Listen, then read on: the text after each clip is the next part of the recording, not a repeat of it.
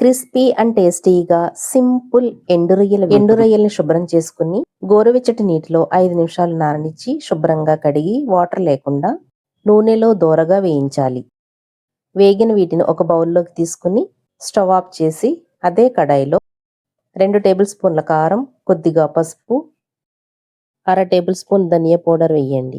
రుచికి సరిపడా ఉప్పు, కొద్దిగా కరివేపాకు వేసి అన్నీ మిక్స్ చేసిన తర్వాత ఈ వేపుడు పాడవకుండా 2 వారాల వరకు నిల్వ ఉంటుంది. కూర నచ్చని టైంలో సైడ్ డిష్గా తినవచ్చు. మీ టేస్ట్కు తగ్గట్టుగా నిమ్మరసం కూడా వేయండి. నేను 1 టేబుల్ స్పూన్ వేశాను. ఈ రొయ్యల వేపుడు దేంట్లోకైనా రుచిగా ఉంటుంది. మిక్స్డ్ రైస్, సాంబార్, రసం దేంతో తిన్నా కూడా చాలా టేస్టీగా ఉంటుంది. వేయించుకున్న రొయ్యలను కూడా వేసి ఉప్పు, కారం అన్నీ బాగా పట్టేలాగా మిక్స్ చేసుకోండి. అంతేనండి, క్రిస్పీగా ఎంతో టేస్టీగా ఉండే ఈ రొయ్యల వేపుడి అన్నంలో మిక్స్ చేసుకుని తింటే పుల్ల పుల్లగా, కారం కారంగా, కమ్మగా చాలా టేస్టీగా ఉంటుంది.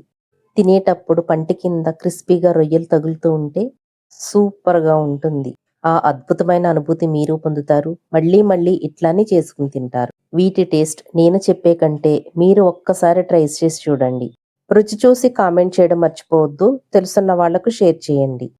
పప్పుచారుతో సైడ్ డిష్గా తింటే ఆ టేస్ట్ వేరే లెవెల్లో ఉంటుంది.